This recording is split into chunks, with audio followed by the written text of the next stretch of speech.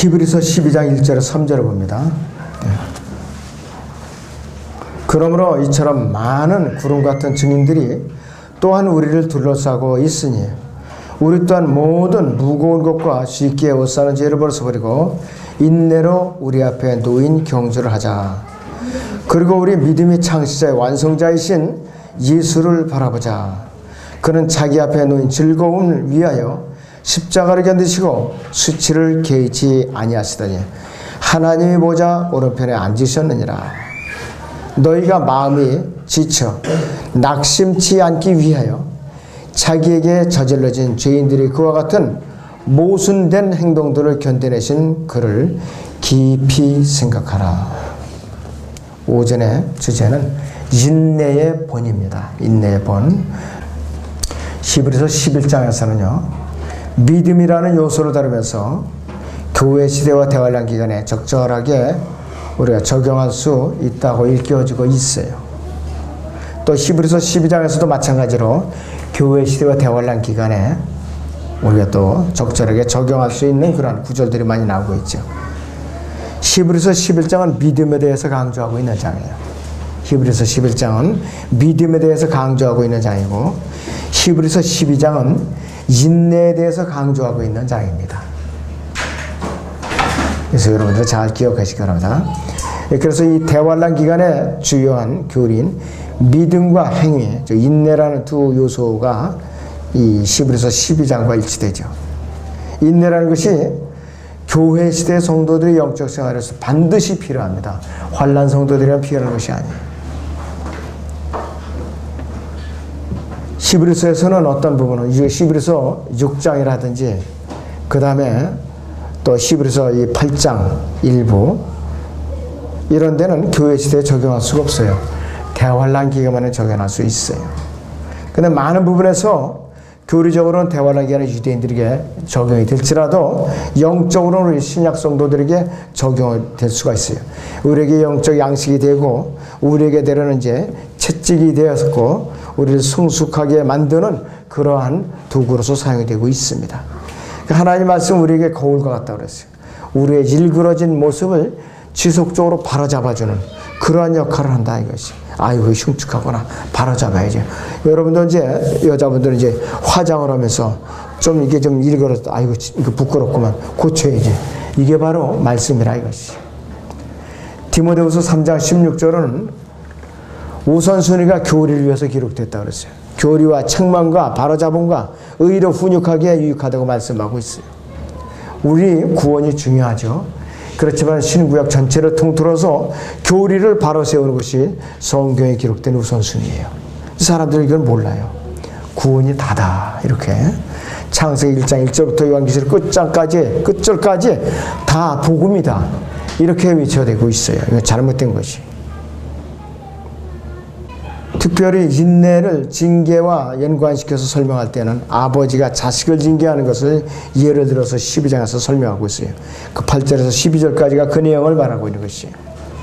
또 하나님과 그분의 백성을 아버지와 아들로서 묘사하고 있는 것인 교회 시대의 성도들에게 우리가 무리가 없이 적용할 수가 있습니다. 히브리서 12장 1절에서 우리라는 단어가 나와. 우리 또한 모든 무거운 것과 쉽게 에워싸는 죄를 벗어버리고 그랬어요. 이 우리라는 대상이 누구냐 그랬어요. 대환란 기간에 히브리인들에게 적용된 것과 동시에 교회 시대에 구원받은 성도들에게 적용할 수 있어요. 같이 적용할 수 있다 이것이에요. 대환란 기간에 히브리인들은 누구냐? 현재 유대인들 중에 이스라엘 민족 중에 구원받지 못하고 대환란 기간에 이 땅에 남아있는 사람들을 대환란 기간에 히브리인들이라고 불러요. 히브리인들이라고. 여러분들 인식을 잘해야 돼요. 지금은 유대인들이라고 그래요. 왜? 바빌론 포로로 붙들려갔다 온 사람들이니까. 그래서 히브리서의 다른 부분에서는 우리는 대부분의 대환란 기간의 히브리인들을 가르치고 있어요. 그래서 히브리서 12장은 기본적으로 히브리서 11장에 다루었던 믿음을 실행하는 데 있어서 시련을 당할 때 견뎌내야 할 인내에 대해서 자세하게 다루고 있어요. 우리에게 지금 이 시대에도 누구에게든지 적용할 수 있어요. 영적 싸움에서. 디모데후서 2장에서도 바울은 이 우리의 영적 싸움을 믿음의 경주에다가 비유하고 있어요. 마찬가지로 히브리서 12장 1절 3절에서도 믿음을 실행하는 영적 전쟁을 이 믿음의 경주에 비유하고 있어요. 히브리서 11장에서도 모든 믿음의 이 선배들이 인내로서 믿음의 싸움에 승리했어요. 믿음의 증거로서 남기고 좋은 평판을 얻었어요. 그들이 경주를 마칠 때까지 인내로서 끝까지 견뎌냈다 이것이요. 아브라함도 끝까지 견뎌낸 후에 인내를 잘 해가지고 이 약속을 받아냈습니다. 자, 여기 히브리서 6장 15절을 보죠. 히브리서 6장의 15절을 보겠습니다. 13절부터 보죠. 하나님께서 아브라함에게 약속하실 때에 두고 맹세하니가 자기보다 더 큰 자가 없으므로 자신을 두고 맹세하며 말씀하시기를 반드시 내가 너를 복주고 복주며 또 번성케 하고 번성케 하리라 하셨더니 그가 그처럼 끈기 있게 견딘 후에 그 약속을 받았느니라 했습니다. 끈기 있게 견디다, 이것이 바로 인내예요. 끈기 있게 견디다. 직장에서도 똑같은 사원인데, 똑같은 직급의 사원인데 어떤 사원은 아무리 어려운 상황이 주어져도 잘 견뎌내요. 잘 헤쳐나고, 어떤 그 직원은 조금만 힘든 일이 주어져 우선 불평부터 하고 보죠. 또 보이지 않는 데서 그 위에 직장 상사들한테 실컷 욕부터 퍼붓죠. 뭐뭐뭐 같은 놈, 뭐뭐뭐 같은 자 이러면서. 그런 사람들에게 발전이 없어요. 그러나 여기서 잘 견뎌내면서 진취적으로 업무를 개선할 방향으로 나간 사람은 발전이 있어요. 가능성이 있어요. 언젠가는 한참 후에 경주하다 보면은 몇 년 후에 보면 그 사람은 위에 올라갈 거 자기는 여전히 밑에 있는 거예요. 믿음의 경주도 마찬가지예요. 우리가 불평불만을 일삼고 믿음의 경주로 잘 견뎌내지 못하면은 어떤 성도는 믿음의 경주에 이르러갖고 다른 사람을 또 가르쳐요. 또 세워놓고 하는데 자기는 교회 안에서 가르치는 건 고사하고 남들을 쓰러뜨리는 일만 하고 있어요. 발목을 걸어가지고. 그러니까 얼마나 불행한 일이냐 이것이.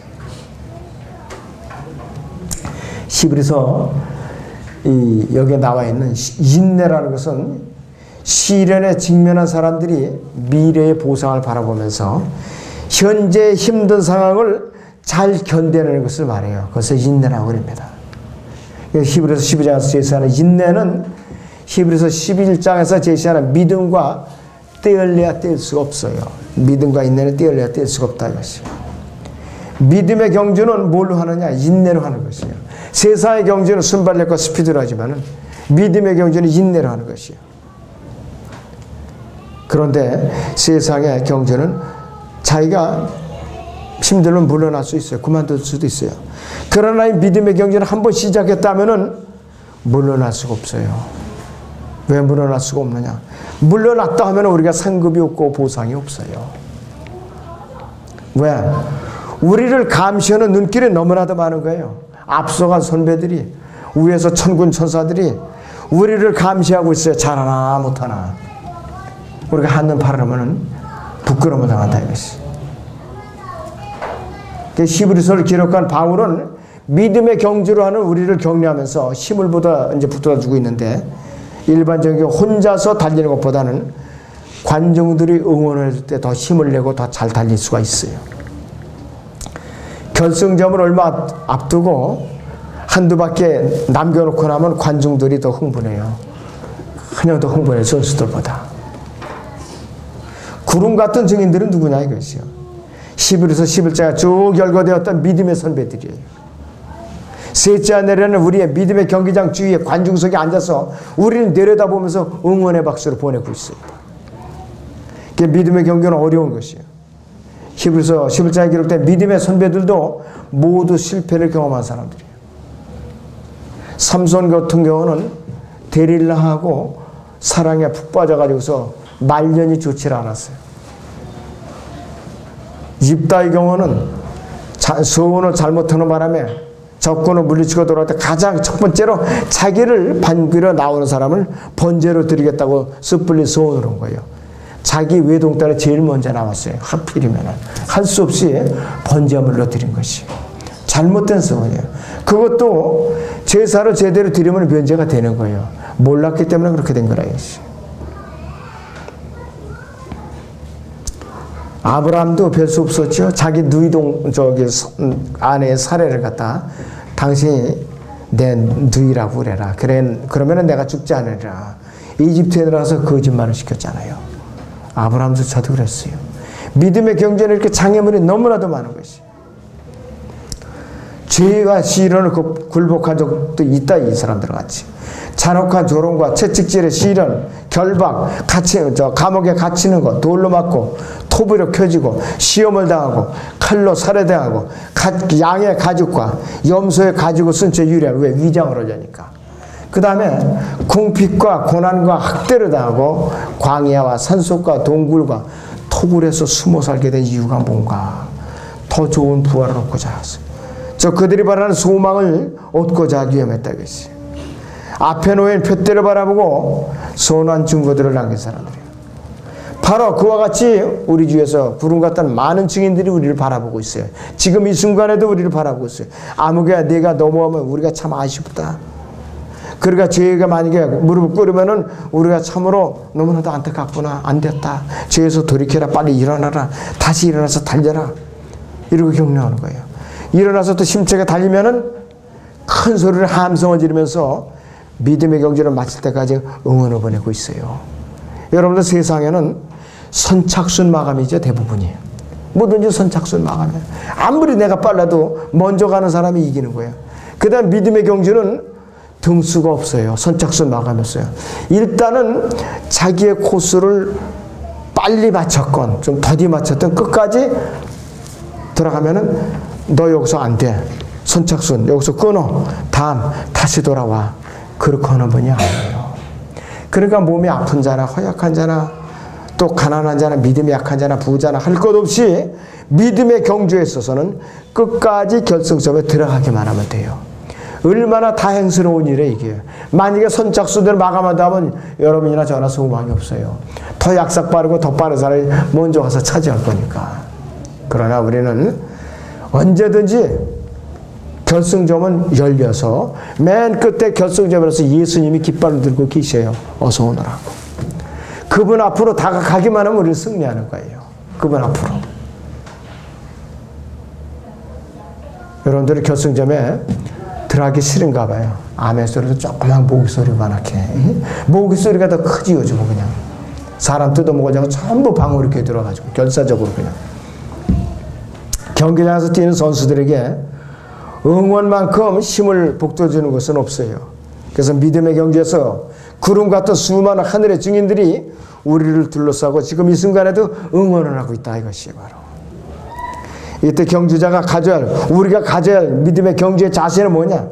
모든 무거운 것, 그 다음에 우리를 붙들고 있는 죄의 짐을 벗어버리는 거예요. 이 죄의 짐을 지고는 우리가 경주를 안 돼요. 너무나 무거워가지고 주저앉고 만다 이것이. 우리의 믿음의 경주에서 죄는 지속적으로 계속 우리를 공격해요. 나타나고 우리의 어깨에 계속적으로 짊어져 가지고서 우리의 다리를 걸고 넘어져요. 그래서 우리가 믿음의 경주를 이제 계속 할 수 없게끔 어떻게 되느냐? 주저앉게 만든다 이것이. 자, 그래서 우리의 삶이 경주의 연속이라면은 승리하기까지 우리는 끝까지 달려가야 돼요. 꼬리 지점까지 달려가야 돼요. 결승점까지. 예수님께서 잘 왔다. 네가 경주를 잘 마쳤으니 잘했다. 신선한 종아. 등을 두드려 줄 때까지 우리는 계속 달려야 된다. 누구처럼 달려야 돼요? 바울처럼 달려야 돼요. 바울. 고린도전서 11장을 보겠습니다. 여러분들 고린도전서 11장 1절을 보겠습니다.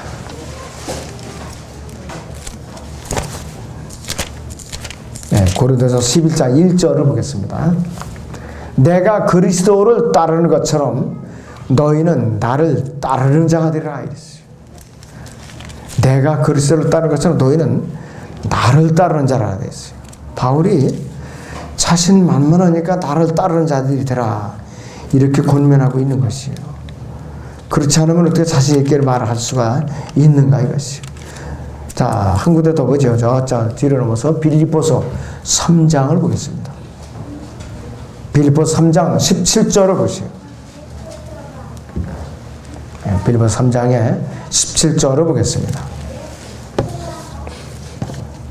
형제들아, 너희는 모두 나를 따르는 자가 되라. 그리고 너희가 우리를 본으로 삼은 것 같이 그렇게 행하는 자들을 주시하라. 그렇게 행하는 자들을 주시하라. 굉장히 중요한 말이에요. 그러니까 믿음의 선배들을 갖다 주시하라 이것이에요. 그들이 본을 따르라 이것이에요. 바로 양들을 치는 목자를 잘 따르라는 소리예요. 그래서 우리는 믿음의 경주를 하면서 곁눈질을 해서는 안 돼요. 대개 결승점에 들어오기 전에 맨 앞에 달리던 단거리 선수가 왜 지느냐? 자기 뒤에 오는 주자가 얼마 먹고 따라오니 힐끔힐끔 돌아보는 선수가 있어요. 그 틀림없이 지게 돼 있어요. 결승점 한 2, 3m 남겨놓고 꼭 지더라고요. 왜? 뒤에 있는 선수가 있는 힘을 다해서 그냥 머리를 앞으로 그냥 확 내면서 자빠져요. 그냥 결승점에서. 그러면 그 사람은 먼저 테이프를 끊는 게 돼요. 먼저 온 사람들은 그만 떨다가 그만 지고 말아요. 여러 번 봤어요. 저도 그걸 갖다 저도 구별하기 힘든데 비디오 판독을 하더라고요. 근데 그렇게 그냥 머리를 내밀고 그냥 넘어진 사람이 결국은 이기고 말더라고요. 믿음의 경주도 마찬가지예요. 내 뒤에 아무개 형제, 아무개 자매가 얼마나 따라오라. 힐끗힐끗 쳐다볼 필요 없어요. 나만 가면 돼요. 또 옆에 이렇게 누가 이제 어떻게 오고 있는가 쳐다볼 필요가 없어요. 다른 주자가 또 반칙을 해도 신경 쓸 필요 없어요. 또 다른 주자가 경주를 포기하고 그냥 편히 쉰다고 우리는 그거 부러울 필요도 없다 이거죠. 오로지 예수 그리스도만을 우리는 보고 달려가야 된다 이거지. 우리는 위로부터 주님께서 주시겠다는 상을 향해서 달려가야 된다 이거지. 고린도 고린도서 3장 2절에서는 사도 바울은 우리에게 이렇게 명령을 하고 있어요. 위에 있는 것에 너희 마음을 두고 그랬어요. 위에 있는 곳에 너희 마음을 두고 땅에 있는 곳에 마음을 두지 말라 이렇게 명령을 하고 있어요. 경주하는 사람은 규칙대로 달려가야 돼요. 사도 바울은 믿음의 아들 디모데에게 누구든지 경기를 할 때 규칙대로 하지 않으면 면류관을 얻지 못하리라고 했어요. 자기보다 조금 앞서서 간다고 속성하다가 다리를 걸어서 그냥 넘어뜨린다거나 그 사람은 트랙을 갖다 자꾸 왔다 갔다 하면서 방해를 해요. 진로 방해를 해요. 이거는 반칙, 퇴장. 먼저 들어왔어도 이거는 무효. 이렇게 되는 것이에요. 이런 것이 있어요. 그 다음에 남보다 먼저 들어서 체력은 한계가 안 되는데 약물을 복용해가지고서 이렇게 부끄러움을 당한다든지. 그래서 국제대회에서 100m 달리기에서 1등을 했는데 그만 약물 복용, 도핑 테스트에서 들켜가지고서 강제 출국당한 사람도 있어요. 부끄럽게. 우리나라에도 그런 사람도 있어요. 부끄럽게. 이름은 제가 거론 안 하겠지만 몇 번씩 금메달을 따고서도 또 약물을 복용해가지고서 출전 정지당하고. 그것이 다 뭐냐. 우리 그리스도인들을 말하면은 믿음의 경주 규칙을 위반한 것이 전부 다. 무엇보다 더 중요한 것은 뭐냐. 우리 그리스도인 믿음의 경주에 있어서 반칙을 하지 않고 또 내가 인내로서 끝까지 결승점을 향해서 완주하는 거예요. 완주하는 거.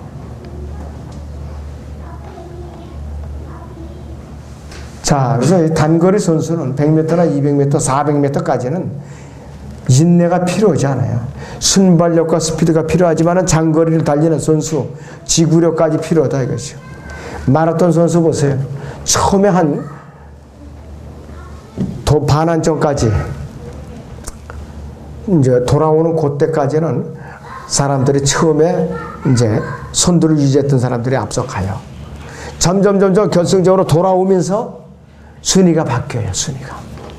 그렇게 된다 했어요. 이건 뭐냐? 지구력이 부족하다 이것이. 지구력이 부족한 것이. 인내가 부족한 사람이라는 것이. 믿음의 경주로 갈수록 더 힘들어지는 거예요. 갈수록 더 우리가 지구력이 필요하고 인내력이 필요하다 이것이. 마지막 결승점에 이를 때까지 우리의 믿음은 이 인내가 뒷받침이 돼요. 그렇지 않으면 넘어지거나 뒤처져 버리고 만다 이것이. 왜? 마귀에게 속아 넘어가갖고 야 왜 그렇게 너만 힘들게 사느냐. 다른 사람들 봐라. 이렇게 교회 다녀도 이렇게 참 편안하게 살고 실컷 놀고 즐기고 돈도 벌고 얼마나 재밌게 사느냐. 너 참 앞뒤가 꼭 맥혔다. 답답하다. 이러면서 놀려야 되거든요. 가만히 보니까 그 사람들은 잘 살아. 이게 보니까 자기만 이게 완전 궁상맞게 사는 거에 보니까 아하, 뭐 이건 나라고 끝까지 갈 필요가 있나. 돌아서 나도 거기 발을 탄 거 어떻게 기껏 쌓아놓은 이제 유업은 그 순간에 다 잃어버리는 것이. 이 마귀의 이제 속삭이면 넘어가 버린 거라 이것이. 그런 사람들일수록 믿음의 선한 싸움을 싸우는 사람들은 계속해서 집적으로 방해를 해요. 그런 사람들이 바로 육신의 원수들이라 계시. 십자가의 원수들이 그들이 바로. 예수님께서 우리의 믿음의 창시자라고 했지, 아까 본문에 있는 대로. 그분께서 우리 영원한 또 믿음의 근원이 있어요. 히브리서 5장 9절에. 그분은 또는 우리의 믿음의 창시자이면서도 우리의 믿음의 경주를 앞서 달려가신 분이시고 또 구원의 대장이라고 그랬어요. 히브리서 2장 10절에 그분은 구원의 대장이에요. 그분께서는 그 창시에 놓으신 믿음의 또 완성자이세요. 믿음의 완성자예요. 본문 히브리서 12장 2절을 다시 봅니다.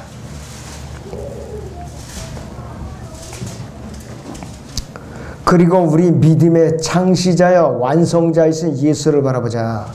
그는 자기 앞에 놓인 즐거움을 위하여 십자가를 견디시고 수치를 개의치 아니하시더니 하나님의 보좌 오른편에 앉으셨느니라. 믿음의 창세의 완성자이시죠. 우리에게 모범을 보여주셨어요. 믿음을 창세해 놓으시고 끝까지 수치를 개의치 않고 믿음의 결승 테이프를 끊어 놓으신 분이에요. 그분이. 갈보리 십자가에서 그분께서는 우리를 위해 고통을 끝까지 견뎌내신 분이라 이것이. 다 이루었다고 완성해 놓으신 분이라 이것이. 우리보다 앞서 믿음의 경주로 달리셨고 셋째 하늘의 경기장 끝에 서서 우리를 기다리고 계시는 거예요. 지금 이 믿음의 경주가 인내가 필요한 정도로 아주 극히 힘들었지만은 예수님께서 이미 인내를 승리해 놓으셨어요. 조롱과 질책이 있어서 예수님께서는 수치를 개의치 않고 그 끝에는 즐거움을 바라보시면서 우리를 위해서 미리 승리자가 되셨다 이것이. 그분께서 인내를 필요하는 여러 가지 경주에서 모두 승리했어요. 죽음의 승리에서 죽음의 시험을 인내를 견디셨어요. 사탄의 시험을 이기셨어요. 40일간 금식할 때 누가복음 4장이나 마태복음 4장에서 또 그분께서는 제자들이 배반한 것에 대한 그 슬픔을 견뎌냈어요. 베드로는 예수님을 3번 부인하고 마지막에는 예수님을 저주하면서 부인했어요. 저주하면서. 이 마태복음 26장 봅니다. 자, 26장 74절 75절 보죠. 그가 저주하고 맹세하기 시작하여 말하기를 나는 그 사람을 알지 못하노라고 하더라. 그러자 닭이 울더라. 그때 베드로가 닭이 울기 전에 네가 나를 3번 부인하리라고 하신 예수의 말씀을 기억하고 밖으로 나가 비통하게 울더라. 비통하게 울더라. 수제자가 예수님은 3번째는 아주 저주하고 부인을 했어요. 내가 죽을지언정 주님을 끝까지 따라겠냐고 큰 소리 쳤던 베드로가 3번째는 예수님을 저주하고 부인했다 이것이. 그분께서는 배고픔과 목마름과 슬픔과 온갖 고통, 죽음 자체에 대한 모든 시험을 인내로서 승리해 놓으신 분이에요. 예수님께서 이러한 여러 가지 경주에 승리하셨기 때문에 많은 왕관을 받으셨고 그분께서 이 땅에 돌아오실 때는 그래서 많은 왕관을 쓰고 돌아오시는 거예요. 요한계시록 19장 12절에는 그의 머리에는 많은 왕관을 가진 그 모자를 쓰고 돌아오신다 이것이. 바로 그분께서 우리를 이제 끝까지 포기하지 말고 이겨내라고 손짓으로 응원하고 계신다 이것이에요. 우리는 예수님께서 승리해 놓으신 그 싸움 위에서 믿음 생활하는 것이에요. 그렇기 때문에 우리는 그분을 붙들고 가기만 하면은 이 싸움에서 틀림없이 승리하게 돼 있어요. 육신은 좀 힘들어요. 왜? 변화를 받지 않았기 때문에. 그러나 우리가 믿음을 부인하지 않는 한 승리하게 돼 있다 이것이에요. 그럴 때는 우리는 예수님을 믿고 영접하는 그 순간에 예수님과 함께 공동상속자로 묶여지게 되는데, 이 공동상속자가 어떤 의미의 공동상속자냐? 첫째는 고난의 공동상속자, 고난의 공동상속자. 그 다음에 영혼에 가서 우주를 통치하는데 함께 통치에 대해 참여할 수 있는 공동상속자라 이것이에요. 근데 사람들이 앞에 건 잊어버려요. 고통에 함께 동참하는 것은 아예 까맣게 잊어버려요. 완전히 형통하는 것을 알고 있다 이것이. 잘못된 것이. 그래서 히브리서 12장 2절에서 모든 것들, 이 기사대는 뭐냐? 시편 22편 고난의 그 시죠. 이사야 53장도 고난의 장이에요. 마태복음 26장이 그렇고, 마가복음 15장이 그렇고, 누가복음 23장이나 요한복음 18장에서 20장까지 겟세마네에서 계속해서 부르질 때에 예수님께서는 고난과 죽음을 견디시고 승리하신 분이다. 그래서 우리는 십자가의 고통이 없이 우리에게 왕관이 없어요. 히브리서 12장 3절에서 모순된 행동이라고 했어요. 컨트라딕션이라고 했어요. 이것은 뭐냐? 어떤 상반되는 것을 말해요. 서로 다른 것을 거스르는 것을 말해요. 반대되는 어떤 행동이나 방법 속에 있는 것을 반대하여 대적하는 것이 바로 모순된 행동이라 이것이. 히브리서 12장 3절에서 죄인들이 모순된 행동이라고 말하고 있는데, 이것은 뭐냐? 죄인들이 예수 그리스도를 대적하고 반대하는 것을 모순된 행동이라는 것이에요. 역사상 가장 커다란 모순된 행동은 뭐냐? 피조물들이 자신을 지으신 창조주 하나님을 대적하는 일이 역사상 가장 모순된 일이에요. 지금도 이 일이 매 순간마다 일어나고 있어요. 매 순간마다. 예수님께서는 태양을 창조하셨어요. 창세기 1장 14절 15절에 보면 태양을 창조하시고, 그렇지만 태양은 그분이 갈보리 십자가에서 못 박혀서 매달려 계실 때에 머리가 이글이글 탈 정도로 다 내리쬐었다 이것이. 예수님께서는 비를 창조하신 분이지만은 비에 젖어야 됐고, 갈증을 느끼셔야 했지만은 그분께서는 갈증을 견뎌야 됐죠. 목마르다 하고. 또 그분께서는 배고픔을 느꼈지만 누구 하나 밥 한 끼 제대로 상차려 주는 사람이 없다 이것이. 거지 나사로와 함께 식사를 주러 오고 사셨어요.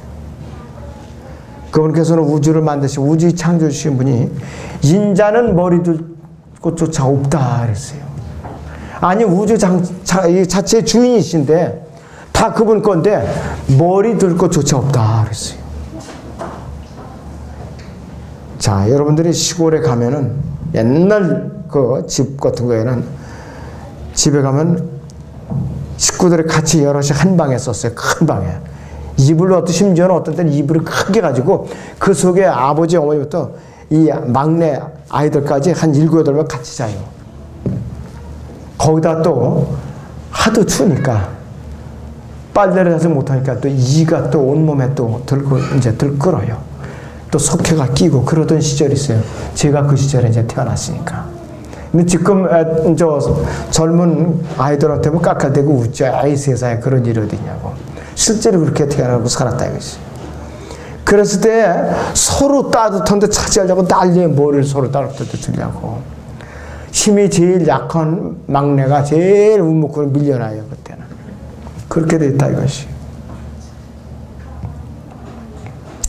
예수님께서 그렇게 고난에 이제 겪으신 분이에요. 땅을 창조하셨는데 어디 이렇게 편안히 다닐만 하면 바리새인들이나 서기관들이 돌로 쳐서 죽이려고 협박을 하고 그랬던 분이라 이것이. 생명을 창조하신 그분이 어떻게 되느냐 이것이. 바리새인들이나 서기관들에 의해서 우리는 음행하에서 태어나지 않았다고 예수님을 갖다가 사생아 취급을 했다 이것이. 또 이스라엘 백성에게 쫓겨났죠. 저주받고 매를 받고 침뱉음을 당하고 채찍질을 당하시고 그분에게 갈보리 십자가에서 죽임을 당하셨어요. 너무나도 참 가슴 아픈 장면이에요. 마태복음 27장 백성들이 먼저 거부합니다. 마태복음 27장 25절 보세요, 여러분들. 이방인 총독 빌라도는 죄가 없다고 그러는데 24절부터 25절을 보죠.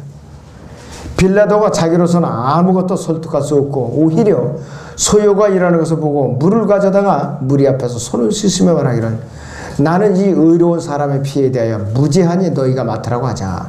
모든 백성이 대답하여 말하고 그의 피를 우리와 우리 자손에게 돌리라고 하더라. 거부하는 데까지는 신바람이 났죠. 1차 대전, 2차 대전을 통해서 유대인들이 얼마나 잔인하게 학살을 당하는가 이것이죠. 얼마나 잔인하게 학살을 당하는가. 심지어는 그들이 가스불에 들어가서 죽이고 나서 머리를 다 박박 깎여서 어디다가 썼느냐. 독일군 잠수함에 방수제를 사용했어요. 방수제로. 뼈를 어떻게 하느냐. 다 갈아서 비누를 만들어서 썼다 그래. 비누. 인체 실험을 해갖고 의약품 개발했었고, 일본군도 마찬가지. 한국 이제 사람들, 중국 사람들 붙들어다가 731 부대라고 만주에 있는 특수부대인데 인체 실험으로 쓴 거예요, 사람을. 그래서 미국이 그 인체 실험 이제 재료를 우리에게 넘겨주라. 너희의 형벌을 감해주마. 이렇게 밀하게 맺어진 거예요. 2차 대전 종전이 다. 세상은 그렇습니다. 예수님께서는 누구 때문에 이러한 모순된 행동들을 견뎌야 되는 거야. 저와 여러분 때문에 이러한 모순된 행동을 견뎌내신 거예요. 저와 여러분 때문에. 그분이 뭐가 하시느냐 것이. 이러한 모든 일에 대해서 우리는 히브리서 3장 1절을 보죠. 히브리서 3장 1절을 보겠습니다.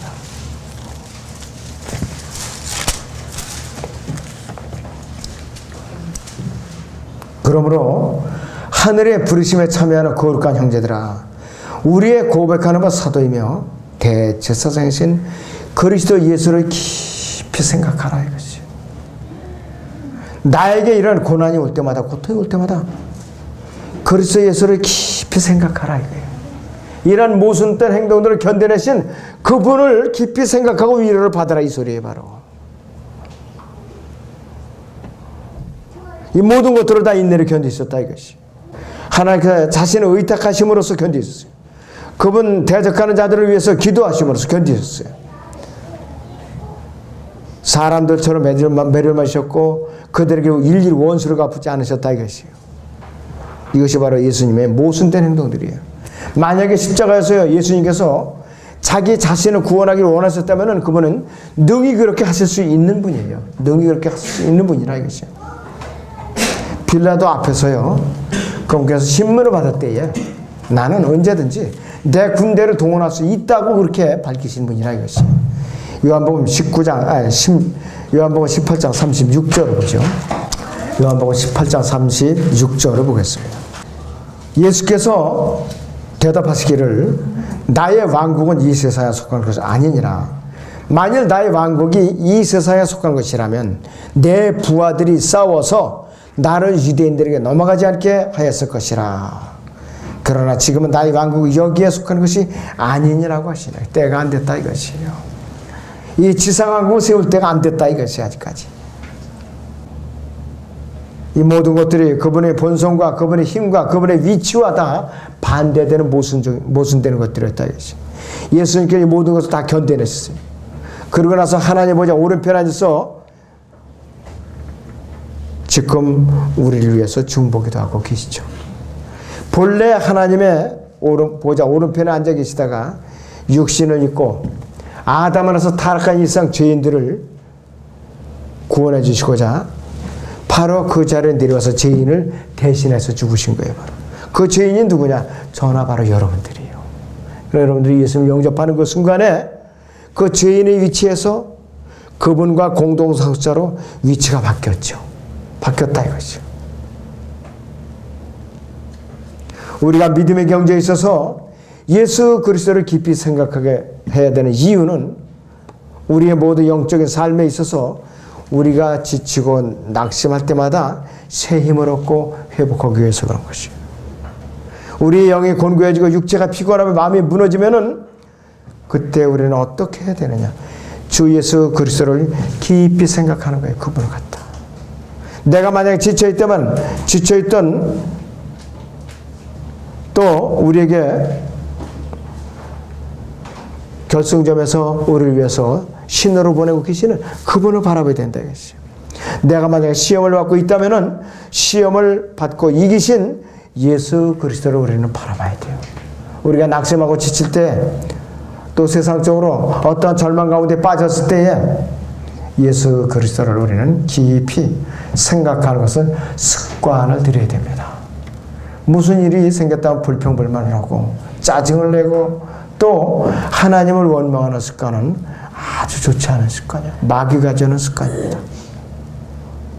자, 그래서 우리는 예수 그리스도의 그 인내의 본을 지금이라도 시작하면 돼요. 그 본을 갖다 받으면 되는 거예요. 훈련이 필요한 거예요, 우리는. 지금 이 순간까지는 내가 지금 부끄럽게 생활했어도 상관없어요. 지금부터 하면 되는 거예요. 아무쪼록 여러분들이 주님의 인내의 본을 깊이 잘 새기시기 바랍니다. 기도합니다.